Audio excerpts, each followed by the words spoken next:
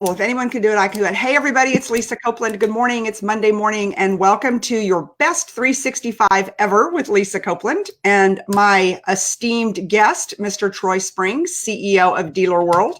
Looks like we're going to have some people jumping on here in just a second. So anyways, Troy, what's the weather like up there? We're going to talk until we load up here. Yeah, no, it's a little cooler this morning than it has been. It's only going to be about 60 or so today, but the last 3 weeks where I live, it's been perfect weather. We're, 70s, 74, 78 maybe. It's just, I've actually just been in love with the weather lately and a little bummed that it's going to start getting a little colder right now. It's been perfect. Well, good. Well, we've got all kinds of people jumping on this morning. For those of you just jumping on, it's Lisa Copeland. Welcome to your best 365 ever with my good friend and guest this morning, Troy Spring, the CEO of Noodle World. And boy, do we have some stuff to talk about today. So we've got Christopher, Michelle, Janelle, Anthony, James, Keith, Sandra, Laura, Joe, Josh, Terry, everybody's jumping on here. So we are going to talk today about how to get unstuck and how to have your best 365 ever starting today. So if you know somebody who needs to hear this or see this or just is stuck, go ahead and share this out, because sharing is caring, and you want to share this show out so that everybody who you love and you care about can get unstuck. Because Troy, I think that's part of the misconception about, here we are, like tomorrow's October 1st. So we're officially into Q4 as of tomorrow. And how many times, and, let's just be real, that we say, you know what, man, I'm going to start doing that in January. Yeah, oh yeah. It's I have a joke that I'm going to join the Procrastinators Club next week. Yeah. So it's kind of a good way to break the ice with somebody when you're talking about just let's get going. Yeah, it gets down to one of those things. It is like, let's just do it, right? Let's just do it. It's kind of like the Nike commercial, and let's get started. And that's why I kind of restarted my show on Monday mornings, because I have people call me and they contact me all the time. They're like, Lisa, I've got this great idea, or, hey, I want to do this. When should I start? I'm like, no better time than now.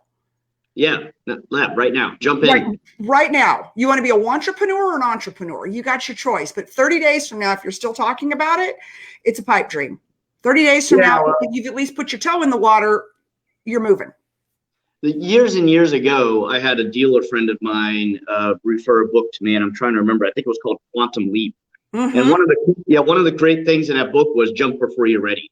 You know, because too many people spend so much time preparing to be ready.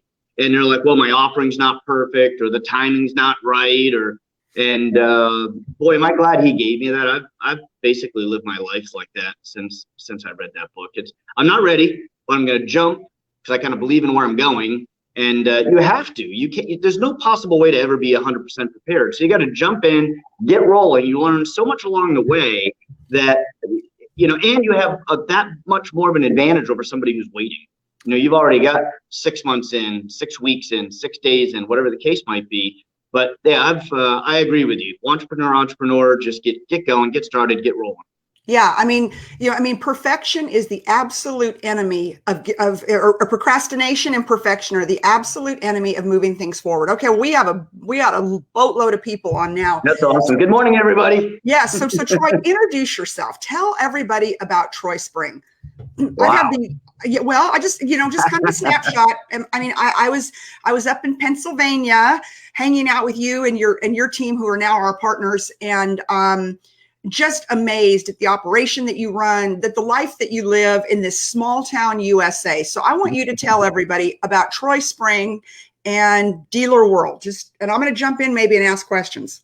Yeah, I'll keep it pretty simple. I started selling cars when I was 18 years old. I'm 51 now, so do the math. I've been doing this a long time. I was a top salesman. I was a desk manager. I was an F&I guy. The height of my retail career, I ran 4 stores. So, I had general managers that reported to me, and I reported to the VP of that company. Loved retail. It was great. It was good to me, and I learned an awful lot. But one of the things that I learned when I was in retail and running stores in particular was what I was best at was driving traffic. And it's also what I enjoyed the most. I really enjoyed coming in on a Saturday morning and seeing a lot full of traffic, salespeople that were busy, I mean, we got to the point, there were times I had to hire sleight of hand magicians and things of that nature just to keep customers at bay and as they waited for a salesperson. And let me ask you this, is that because you at that point already had the secret sauce on how to drive traffic? You know what? I have good instincts, I would say, to be fair. I didn't have the secret sauce then, but I had good instincts to say, I want this type of ad agency, to work with. So I went after the type of ad agency that I wanted. We were very, very, very aggressive. And I worked a very simple formula. When I would get asked by people back in those days, as I kind of move forward and tell you a little bit more about who I am now, but that really shaped me. That period of time in my life really shaped me because I think by accident, I just kind of did things so simple. I didn't make more of it than it was. And the dealerships I ran were very successful. I mean, I had a kind of a track record saying, hey, if I touched a store, it went the right direction. I never had one go the wrong direction. So, and people would say, how'd you do it? And I would say, it's a pretty simple formula. You drive loads of traffic to a very, very highly skilled team, which I was also capable of doing. Very lucky and fortunate. I had a lot of good mentors early in my life. I knew how to build a sales team. I knew how to train them. I knew how to get results from them. So you just drive a lot of traffic to a really highly skilled sales team. And then the simple part of this other formula is just make sure they have cars to sell. Make sure they have inventory. Make sure they have a good inventory. Mm-hmm. And so if you do it that way, I've spent my whole career trying to teach dealers and managers and anybody that I mentor, like, stop going in the morning and thinking it's more difficult than that. It's not more difficult than that. Drive loads of traffic, loads of leads to a highly trained sales staff, give them product to sell, sit back and watch the results. It's that easy. And you and I have talked about the fact that selling cars solves everything. It just solves every problem in the world when you're in the auto industry. Now, Troy, there's a lot of people on here that are not in the auto industry, so I want to pivot a bit. Sure. So, the way that I really built this up in this interview is the fact, first of all, congratulations on all the success of Dealer World. I had the honor of being up there last week, and wow, I mean, two big offices, 30 plus, 35 on staff. 30, yeah, a little over 30. Yeah, not 30 quite on 35. Yeah, 30 on staff, Mac computers on the desks, everybody's working, watching the magic of between technology and design and all the things that you all do. And what a cohesive team that you've built, and a smart team. And like I said, you guys. By the way, I'm going to interrupt you there. Coming from you, especially because you were here and spent some time with us, it really means a lot. I mean, I think that we have built exactly what you just described, and it's really good to hear it from an outsider. Oh my gosh, unbelievable. In fact, to the point where it's like kudos to your team, because all weekend long, emails were flying back and forth between your team and my team for our tomorrow, October 1st launch, which I can hardly stand. I'm so excied. And hey, by the way, want to know the best part about that? That's not demanded, right? So the cool part is they just do it because. We have an awesome team of people that care. Yeah, Danielle and Rhonda, who is our graphic designer, and Rhonda is the Cars Her Way customer success manager. Right. All weekend long. I mean, we never asked him to work. I never do. Hear from him. I didn't expect. I literally sometimes say to them, guys, it's the weekend. I'll talk to you Monday. But they don't. They just don't know to stop because we have a lot of work to do. They know it's important work. And I'm just extremely fortunate that most of our staff feels that way. It's awesome. Well, and a lot of times, Troy, it's the pace of the leader. So going back to, you have built this very successful agency. You guys have a huge book of business. But you built it in small town USA. I mean, when I talk small town USA, I don't even know that I saw a Dairy Queen.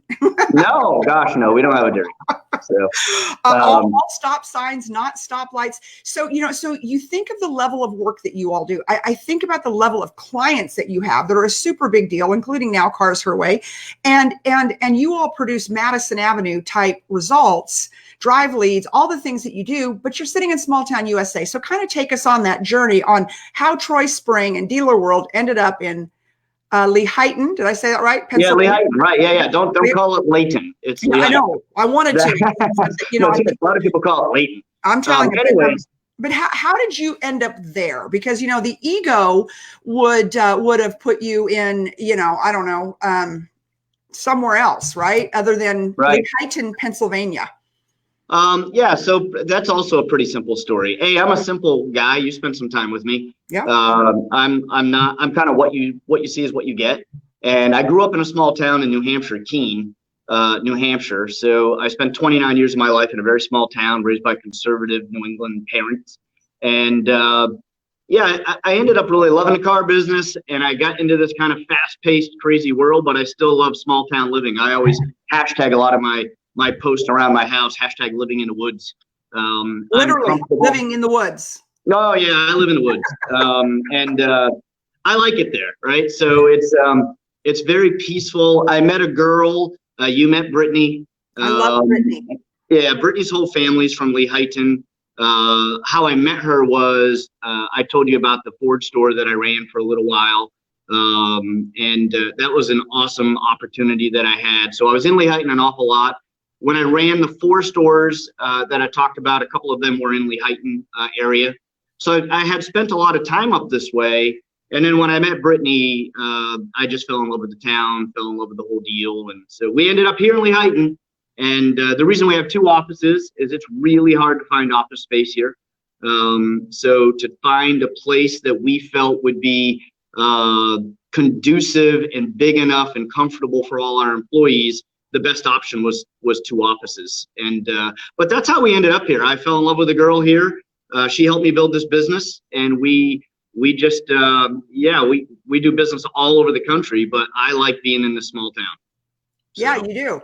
Okay. Well, leading up to this interview, one of the things that I advertised about you, or I talked about the fact, is that Dealer World was started when you were pretty down on your luck. And, and you had $64 in change. $65. Yeah, you're off by $1, but that's okay. Okay, $65 in change, literally. And no, now, no joke. and now Right? you People think that's a joke. $multi-million company. Tell us about that, because there's somebody out there, Troy, that needs to hear that story today. There's somebody out there who's just sitting there going, man, like, you know what? I don't know what to do. I'm down to my last few bucks and I'm a loser. I'm a failure. And that's not true. Well, I did feel that way. I mean, I told you that if you wanted to do this interview, that I would be really blunt and open. And you sat down. Yeah. So look, I was going through a divorce. It was 2008, 2009. The economy hit us really, really hard. I had, as I said, at the height of my retail career, running 4 stores. Anybody on this interview that's watching this knows what kind of money somebody makes in those types of jobs. So I had a great job. Life was good. And then when the economy hit the skids, I took about a 55% cut in pay 10 years ago, and it was just brutal. And so I couldn't really keep up with our bills, because I had the bills of a guy that was making, double, almost triple sometimes what I had been making in 2008, 2009. So I just systematically went through my money. I mean, I went through IRAs, I went through everything. Like I said, went through a pretty, costly divorce. Very close with all my ex and my kids, and everything's fantastic, wonderful. Life is good there. But at the time, it was ugly.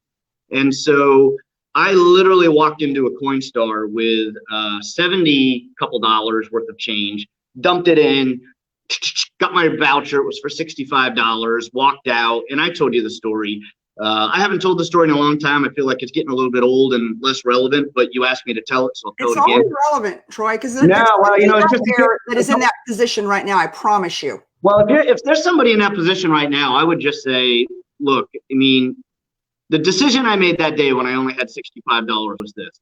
My son wanted ice cream. This was the straw that broke the camel's back. I mean, it gives me chills up my spine right now to talk about it, honestly. But I walked out. My son was 4 years old. He saw an ice cream place. He wanted an ice cream. I then had $61. And I was quite pissed because I love ice cream, right? So I didn't get one for myself, thinking I need the $61. So I sat there watching my kid eat an ice cream. And I kind of said, I'm done. I'm done with this. I'm not a loser. I don't know how I ended up here. My nickname's Turbo. People called me Turbo. I literally said, I'm not living up to that nickname. And I'm not living up to being the father that I want to be, the person I want to be, the friend that I want to be, the leader I want to be. And I just, I had an epiphany moment. I had a click moment that I talk about a lot, which was, I'm done. I'm over it. And From that point forward, I made a very conscious decision to say, I just need to start making really good decisions in my life, one after another. And in Turbocharge Your Life, the book that I wrote, I kind of wrote how well I thought that process worked, because I started to feel like good decisions had the power of compounding interest. Meaning, like if I made one good decision, hung out with the right person, or went and did the right thing, and then, worked out, ate better, felt better about myself. It was this whole thing where all of a sudden my life opened up to, holy smokes, this is 100 times better than it was even a year ago. And so it really just starts with making good decisions at the end of the day. Okay, and I had made some bad decisions. I'm pretty open about that. Like I had made some bad decisions. So, you have to own that too. You have to own that and own up to it. Say, I made a bad decision. Some people with a too big of an ego can't say that. I think that's step one is, look, I made some bad decisions. My life's not going the direction I want it to go. Stop blaming other people. It's nobody else's fault but your own if it's not going the direction you want it to go. Right. So you had $61 in your pocket, and you don't just say, okay, I mean, I'm sure you said I'm gonna start making good decisions, but what did you do with the $61? How'd you parlay that? Tell us. I mean, Dealer World now is a huge company. You guys were on the 5,000 Inc. Award-winning, over 30 employees. I've been there. I've seen it with my eyeballs. You're not outsourcing anything like most people have to do. I mean, You're the real deal. But thanks. And by the way, I see Frank's taking credit for your quote. So good morning, Frank. Yeah. Frank's so full I love of it. That's awesome. Yeah, he's so full of it. But anyways. That's pretty funny. So yes, people ask me what was the hardest thing I did to build this company, and it was hiring my first employee. That is a very so there were a lot of things that kind of led up to that. I got lucky. I'm a heck of a sales guy. I went out, I sold some direct mail. We really started as a direct mail company. So I was very fortunate that that day that I said I'm done. I was 3 months in. Dealer World was 3 months old when I had $65. That's the kind of chronological order. So it started January 9th, 2009. It was in April of 2009. I was down to my last $65.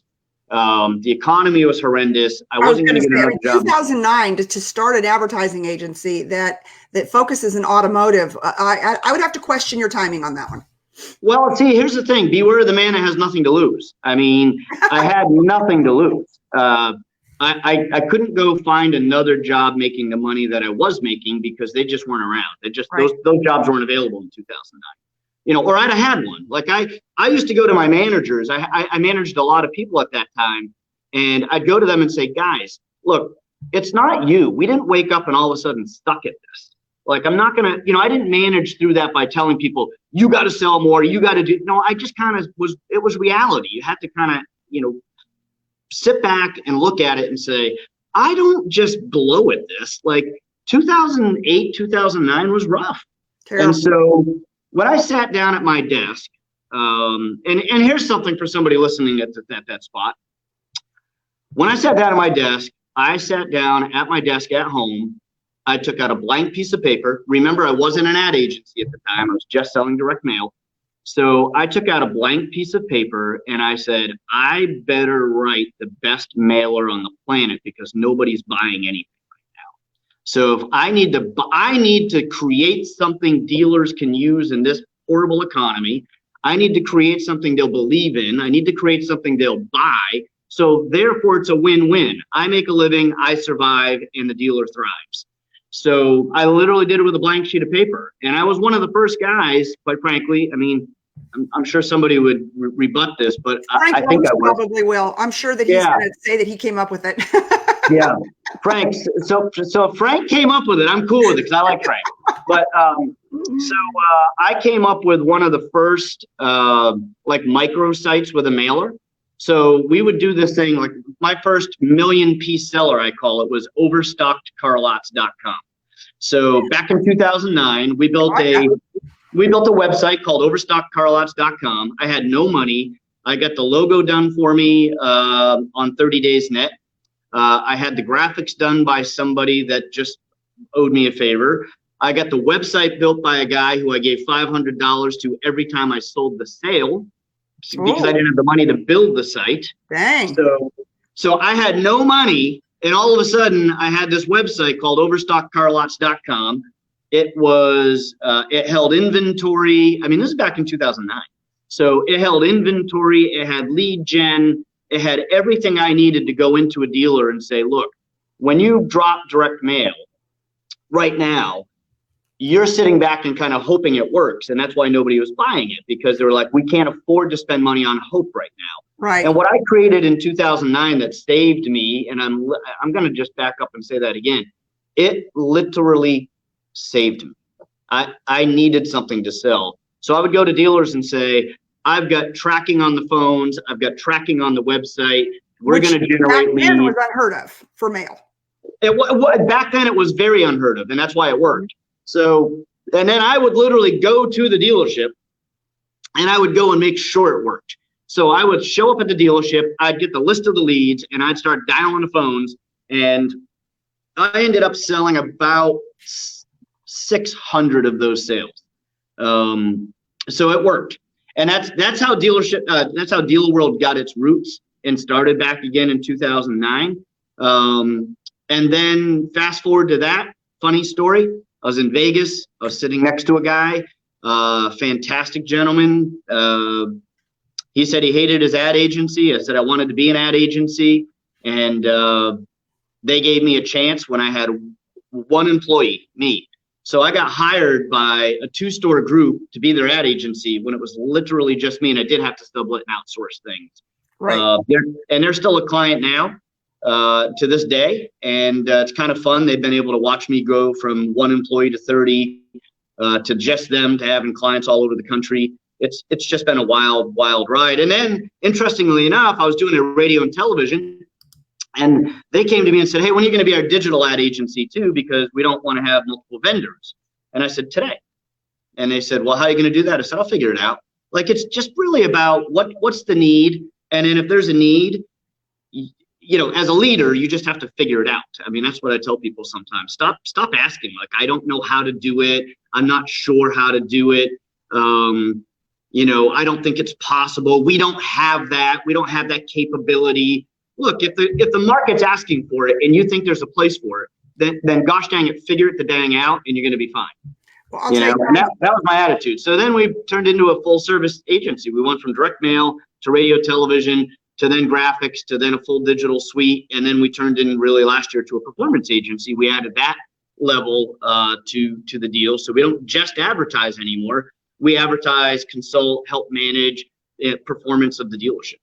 Yeah. And, you know, and I love how you said performance agency, because one of the reasons that we decided that we hired you guys and that Cars Her Way is working with you is because you're a performance agency and you showed us at every step of the turn how to create leads for our dealer partners, which of course we get to roll out tomorrow, which I'm so excited. Like, you're like, Lisa, at this, you know, this it's going to be 30 to 100 leads for every single dealer. And here's how we do it. And here's how we're going to deliver. And I was like, huh, I've never had an agency tell me that before. I've never had I've never worked with an agency that said, you know, we're going to, you do this, Lisa, or your clients do this. We are going to deliver this many leads to them, period, end of story. I talked to one of my dealers over the weekend. He was like, no way. I'm like, yeah, way. I didn't even know what else to say because he had never heard it either. And he's a pretty big dealer here in Texas. And so I think that is, to me, I think that's what it gets down to at the end of the day. There are so many people out there spinning their wheels and creating stuff. But at the end of the day, how are we measuring it, right? How are we, we can measure analytics and VDPs and all of those things. But to your point that you told me a month ago, it's like, but it gets down to how many leads are you putting in their hands and butts and seats? And I think that's your superpower, Troy Spring. And everything you do and everything you've created for us, and that I've seen that you've created for other people, everything drives either a phone call, a text, a lead. Help me out here. No, that's okay. So Lisa, I'm super pumped that you are paying attention and listening in town. I am listening. So yeah, our whole philosophy is there's 5 conversational conversions. So as an agency, I think it's our job to start a conversation with a customer for the dealership at the end of the day. If they go to the website, fantastic. If they search a VDP, fantastic. If they scroll and they spend time on site and pages viewed and, all these other metrics. I mean, I get it. We pay attention to those things and they matter. But at the end of the day, the dealer glazes over when you give him a presentation. And here's some secret sauce for anybody listening. I mean, I'll drop it and it's okay. Steal it, whatever, it's fine. But our whole agency runs off 5 conversational conversions, which is how many people did we start a conversation with for that dealer about buying a car? And so everything we track is, like you said, a text, a chat, a phone call, a lead form, or a walk-in.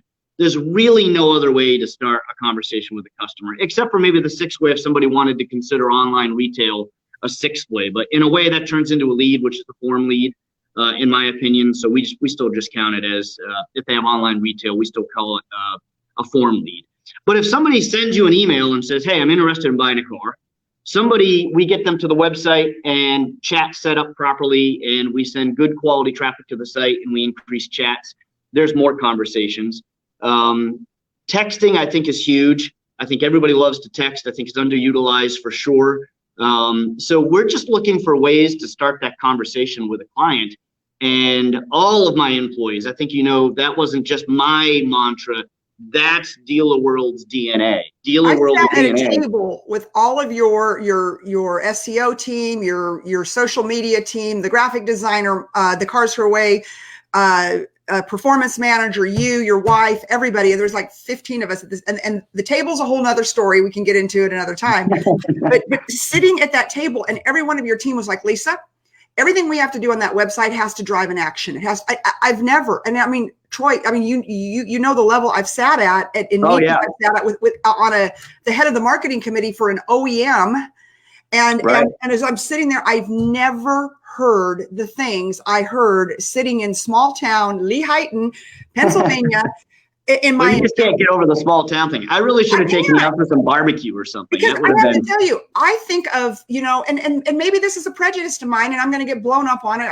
I'm used to it. Look, I get it. I know where you live. Yeah, exactly. I mean, meaning like the town and the city and how much different than my small town America. Well, but it makes you, because I said to you, I said, where do you find these fabulous people? Where do you find this team that is so smart, so enlightened, that every word that would come out of my mouth, everything we did for our website that you all built, everything we did, they would say, Lisa, how does that drive a lead? I mean, everybody at your table would question what I said. How does that drive a lead? How does that drive an action? How does that drive a phone call? How does that drive? I mean, I was like, it was like insane, but you're right. Oh my God, I'm so excited for this thing to launch tomorrow. I can hardly stand it, because everything we do now drives a lead to our partner, right? Every action. That's what they need. I mean, right? That's what they need. They don't need VDP views. Don't get me wrong. Somebody's going to argue that point and say more VDP views sells more cars. I get it.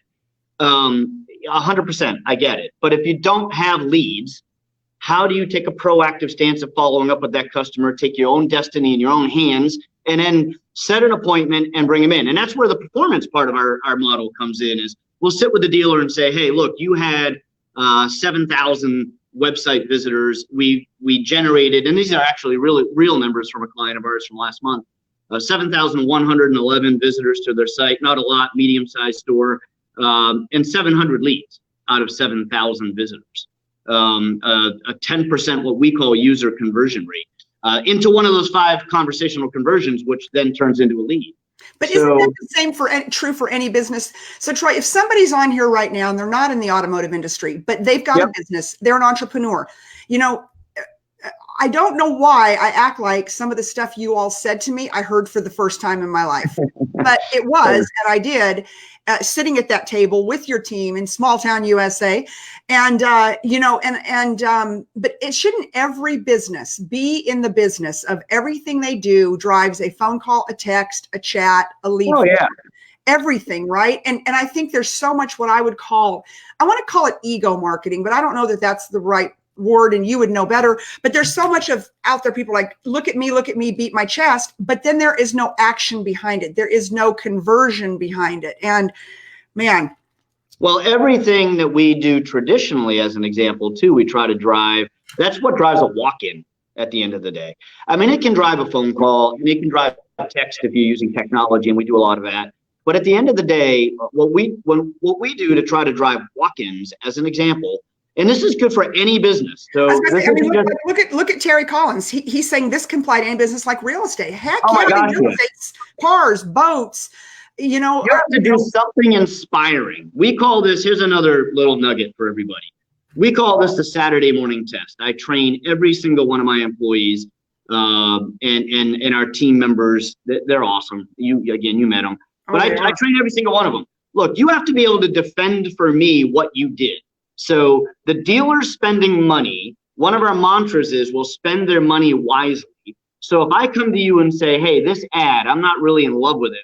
Why did you do this? They have to be able to defend it. And what they have to be able to defend for me is called the Saturday morning test. And the Saturday morning test is simple. Mr. and Mrs. Buggins wake up on Saturday morning and they say, honey, it's time to go buy a car. Where do you want to go? Now, again, this could be real estate. This could be boats. This could be, it doesn't matter. Insurance doesn't matter.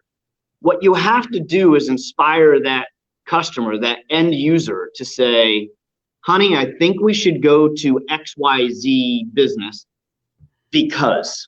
And if there's no because, if there's no inspiration, if there's nothing behind that meat and potatoes, right, that says, I think I'm going to get more for my trade. I think they're going to help me get approved. I think I can afford that payment. They said they can do it with no money down. They said it doesn't matter how many miles are on my car. As an example, my whole team is trained on the 4 automotive hooks.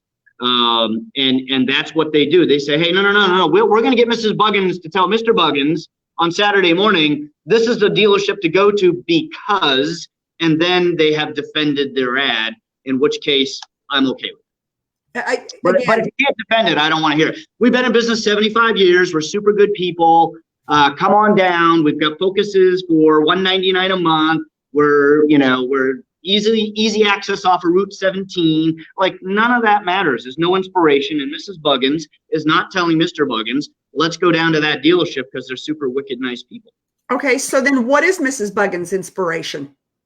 Because I agree, because we were just at Jim Ziegler's Internet Battle Plan, and Carrie Wise from TrueCar, our very dear friend, gave a presentation, and it was TrueCar study.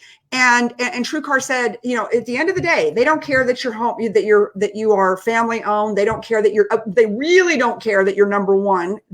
Customer does not care. They don't care. Again, that's ego marketing. Huh? Again, that's ego marketing. Yeah. I mean, none of that drives the consumer. It's all about Mrs. Buggins. What are you going to do for me? And so many dealers and so many businesses miss that. I'm number one. I'm there. We're this, we're that, blah, blah, blah. Who cares? Customer doesn't care. They don't care. They don't care. What they care about. Okay. So again, I promised you I would throw it all out there. So here's our secret. Remember I told you, we've flown under the radar for a very long time. Well, you're not under the radar anymore because you're working with me. I know, right? So I better get used to it. I've outed you, Troy Spring. I've outed you. Yeah, that's all right. I'm happy you have. Thank you. So think about this. A customer walks into a dealership. What do they care about? They're going to say something. The conversation with the dealer is going to be something like, can you get me approved? What are my payments going to be? How much are you going to give me for my trade? How much do I have to put down? Is that the biggest discount you can give me? That's the conversation that a customer's having at the dealer level. And so, I genuinely believe that we have to have that conversation with the client from a marketing perspective. And they have to say, I think they're going to be able to get me approved. It's not a lot of money down. The payments are going to be reasonable. They're going to give me a huge discount. And it inspires that confidence. But we do it in ways that wrap it a little bit more interesting and memorable and inspiring. Okay, so I'm going to give you a nugget here that I got from your team. So I was really intent on the Cars Her Way over the last year that car buying was going to be fun. By the way, I like Mr. Ziegler's comment here. I know you have to give it to Alpha Dog. I'm just impressed he's watching. Hi, Jim. Hey, Jim, keep them coming. I love it. That's awesome. So and I was so intent, and this is, car buying is going to be fun. It's going to be fun. It's going to be fun. And I sat around the table. I'm kind of outing myself here, but that's okay, because that's what founders do, right? We listen and we learn, and then we get better. But your team sat there, and especially Danielle. And she said, who is your graphic designer who works for us and does all the stuff. She's our creative director. She's awesome. Yeah, she's amazing. And she said, Lisa, I'm sorry. I disagree with you on car buying. Should it be fun? Sure. But at the end of the day, it needs to be easy. She's like, every time I've had to buy a car, it has been under duress. Either we've wrecked one, something's happened. Like, it's not fun. And so stop trying. I mean, she was really like, well, yeah, and that comes from a lot of the training that we do around here, because I go like, look, let's look at the word. People don't go to a car dealership for fun. Right. They go to a carnival. They go to their friend's house. They go hang out and have dinner and a drink or two. But they don't go to a car dealership to have fun.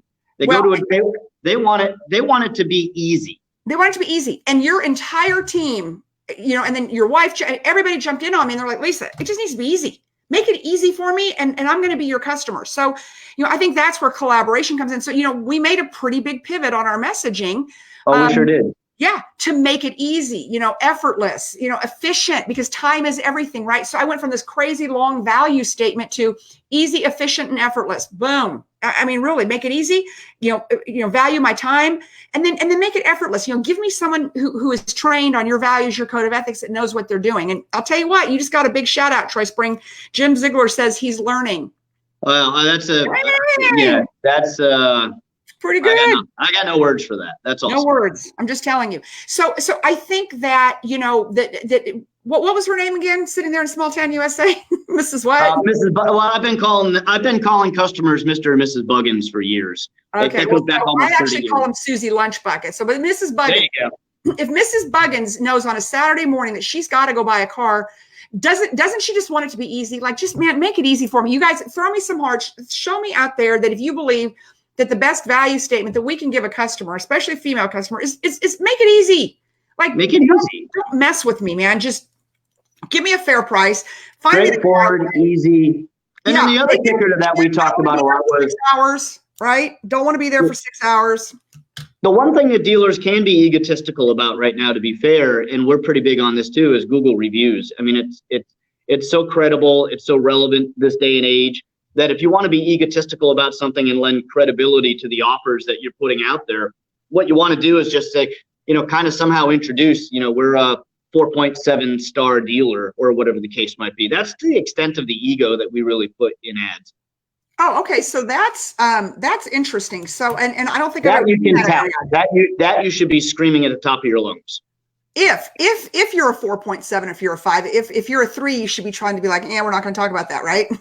Well, yeah, but here's the kicker. Like, I don't know. There's a lot of great agencies in the country, for what it's worth. I mean, you know how I feel. There's room for enough. I don't have the ego to say I'm going to beat somebody up or speak ill of somebody.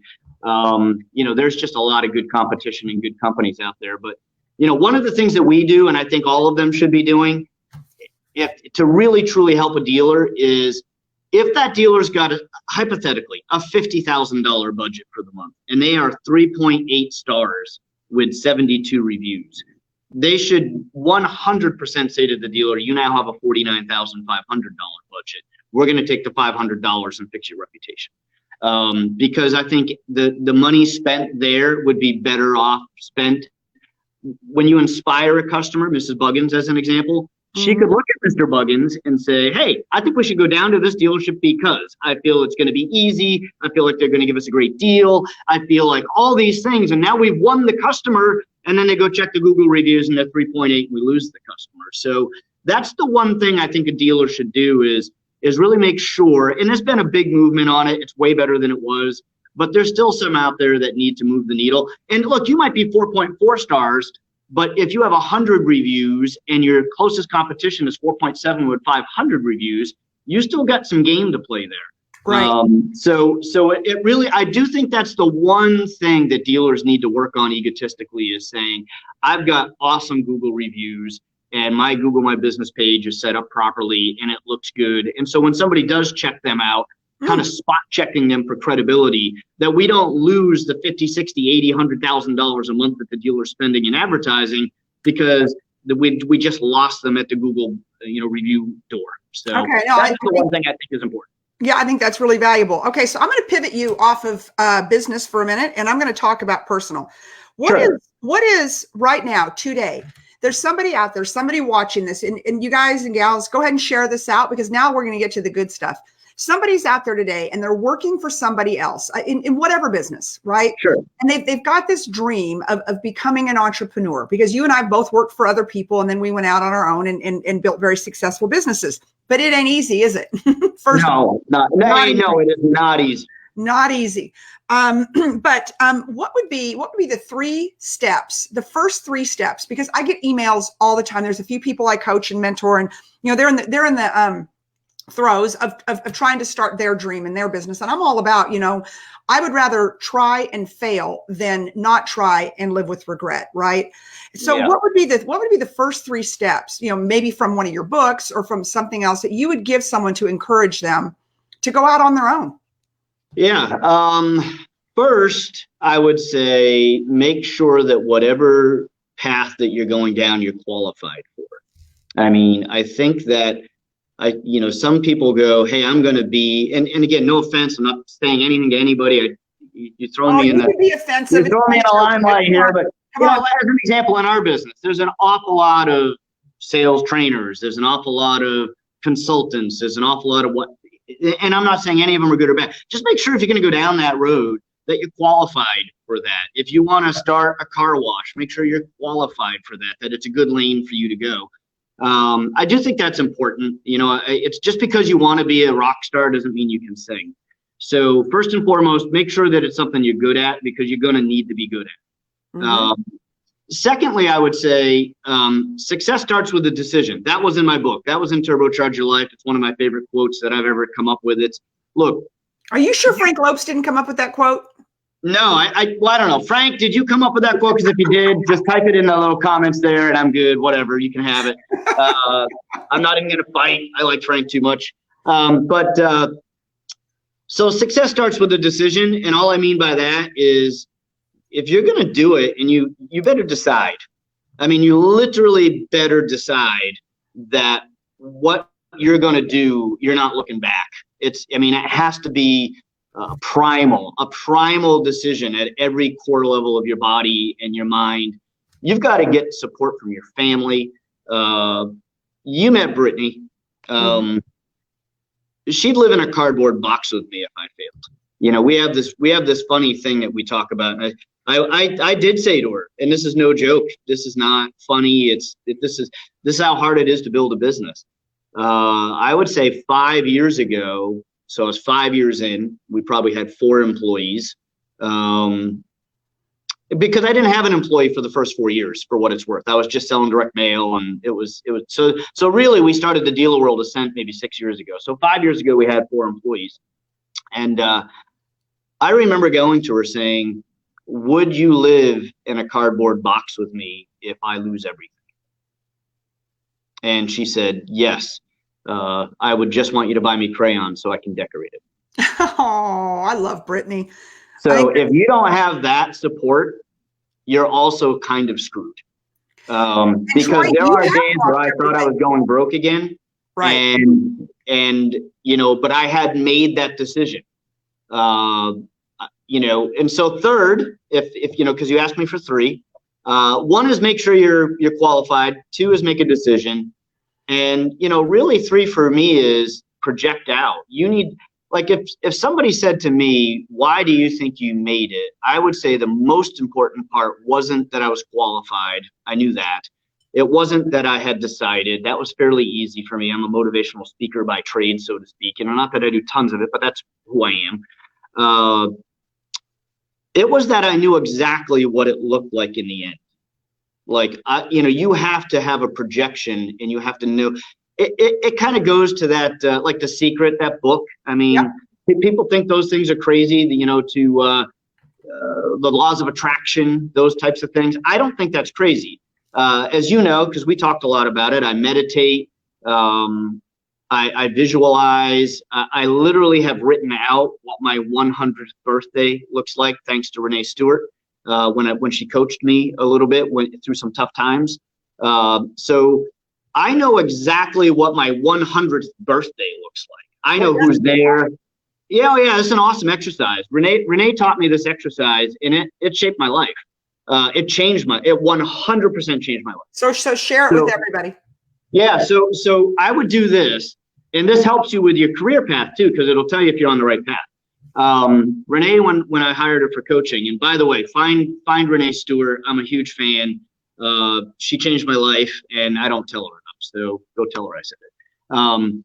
But the one really cool thing I got out of that whole training with her was to sit in a quiet place, close my eyes, and view my 100th birthday. And what she wanted me to do was to see every little detail of what my 100th birthday looked like. And so I sat there, and it was, where am I sitting? Why am I sitting there? Who's there with me already? Who's walking up the driveway?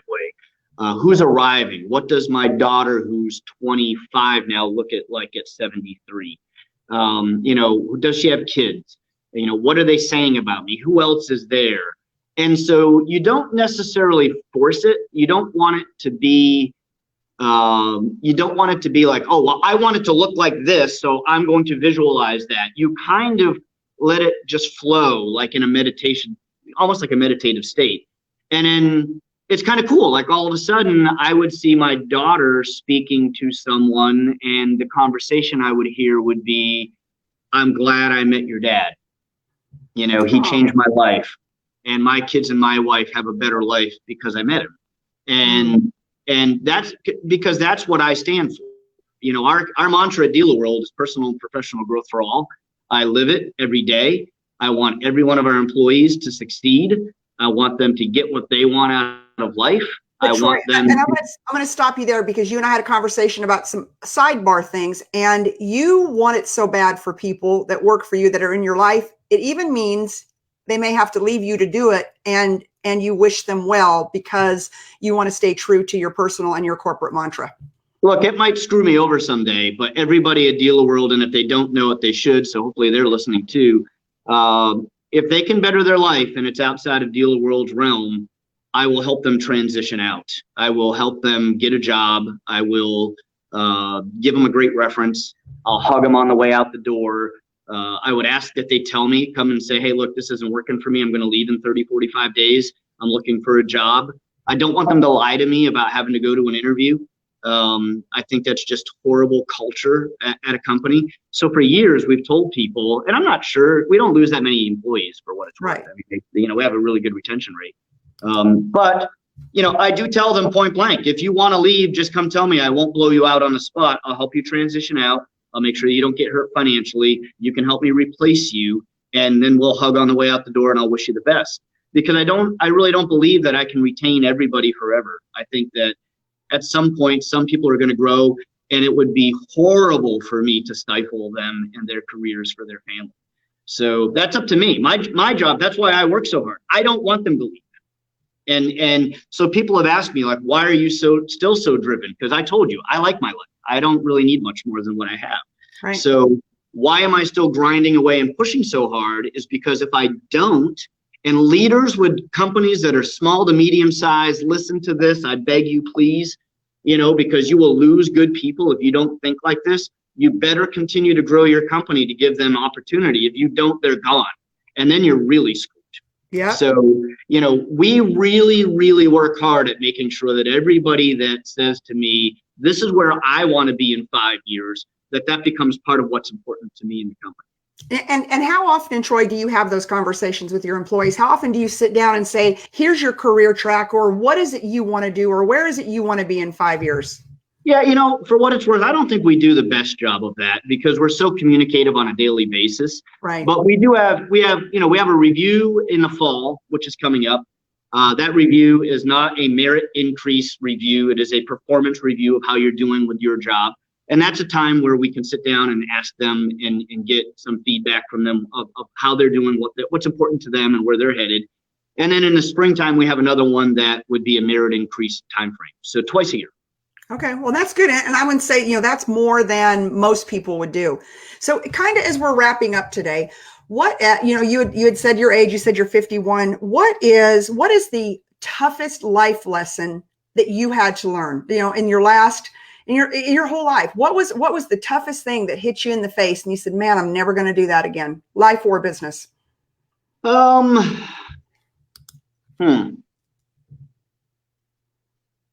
So I stumped Troy Spring. Wow. yeah, well, because this is really super personal. So, but I told you I'd give it. I told you I'd give it my all. So I'm in the process of writing another book now, and it's one that I don't want to write. And so this is kind of the first time I've ever mentioned this ever.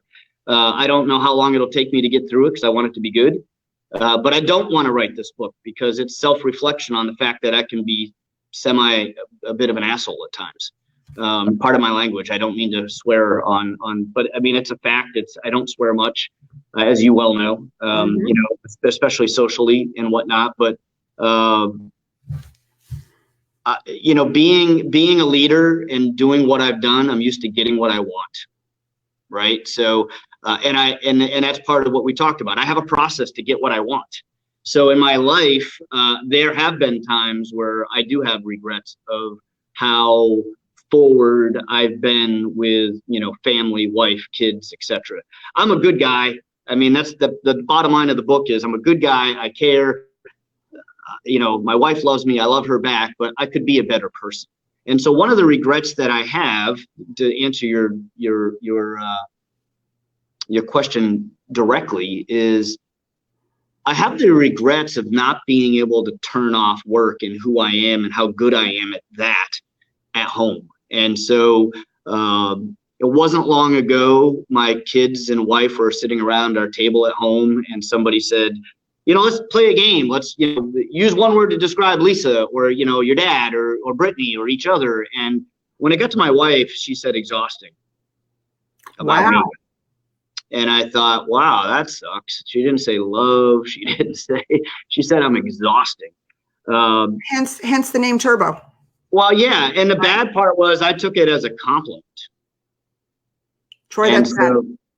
What's that? I said, yeah, that's not good. Right. So look, this is the truth. I mean, you know, I am 51. I've learned a lot of lessons. This weekend, that was about a year ago. This weekend, I was out with my wife, and she doesn't know, but I mean, she's going to listen. Maybe, I don't know. So maybe she'll get mad at me for this. But I point blank asked her, am I doing better? And she said, yes, you're doing better. Aww.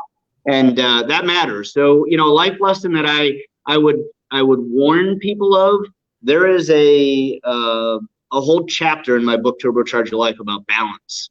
And I didn't live a very balanced life for a number of years. It consumed me growing this company. It consumed me the pressure it took to make payroll. It consumed me because I care about our dealer partners, and I would get just flaming mad if anybody did something that like caused anything that didn't help our customers go in the right direction. I don't think I handled some of those situations the best for a few years, and I regret that. And I look back at it, and I will never be that guy again. I have learned how, and I think my staff and my wife and everybody, and one of the reasons I'm saying it right now is self motivation for me and self accountability. I'm throwing it out there right now to an awful lot of people that I want to be a better person. And I think that some people, you know, if I can give some advice, look at yourself in the mirror and ask yourself if you're as good a person as you really think you are, because I thought I was, but I had some work to do, and I still have some work to do on that. But you know, that's simply because I take business so serious that it was transferring to home, and I've really learned how to balance that out a little better, including the dog my wife got me. That certainly helped. Yes. Well, but I saw on Facebook that now you're looking to hire a dog walker. I was like, well, yeah, because I love the dog and I want the dog to have a better life too. I know, but I was like, remember we had talked about like you going home and trying to break away to walk the dog. Oh, I know I do, but there are days I simply can't.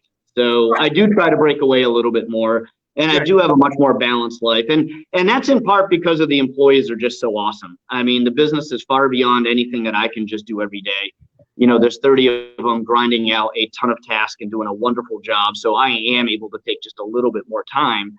But yeah, I would say I lived a very, very unbalanced life. I don't think that I was the human being that I really, really wanted to be for a few years. And I look back at that, have some regrets, and at the end of the day, it's working out. It's going the right direction again. You know, and I think that's the biggest thing. for moving forward or for, evolving as people is the fact that we can say it out loud and say, hey, I'm the worst. I'm the most distracted human you ever want to meet in your life. And I kind of had the same thing with my family where they were like, my husband especially, he's like, get off the phone, right? Like, right. I think we had that during the Cowboys game last night. I'm like, but I've got these people texting me. I got to talk. And he's like, put it down. Put it down. Right. Walk away from that phone. It's Sunday night, but I'm like, but. And I think that there is that whole entrepreneur in us. And I think that's, and you and I are both very type A personalities, and it's that, right? So it's very hard to, like, I don't know what I would do. That's why I teach you about small town USA. I loved it. Jim Thornton, you took us to dinner there, walked around that great little town and Poconos Mountains. Like, it's beautiful. But the whole time I'm sitting there, first of all, my Wi-Fi was sketchy. And trying to text, I love that. Yeah. And I love that bugged you. It did. It set me over the side. And I thought, what do these people do all day after they walk up and down and look in all the cute little shops? What do you do? Like, how do you do business? And that's really not good. If that's the first thing out of your mind is how do you do business and my Wi-Fi doesn't work, right? Right. So well, hey, so there's a bit of a quote that goes to that whole little thing that I just talked about. And, what you do is not who you are. And I think that what I did for a living and do for a living consumed me so much that that's who I was for a number of years. And I think that's where the dog comes in. That's where the small town comes in. That's where, being married to a woman that would live in a cardboard box with me if we fail comes in. That's where self-reflection meditation comes in. And I look at it and I go, I don't want to be 65 years old. And that was who I am. I'm a father, I'm a husband, I'm a person. I like to play golf. There's things that I do outside of Dealer World. And so for anybody that maybe thought what I talked about there was a little over the top or didn't make sense, look, at the end of the day, the simplicity of that one is what you do is not who you are. Make sure that you spend time being who you are. I mean, I think it's time to wrap up because I think that's probably the most important thing you could say. And, because so many of us, and I've been asked that before, if you didn't do what you did, who are you?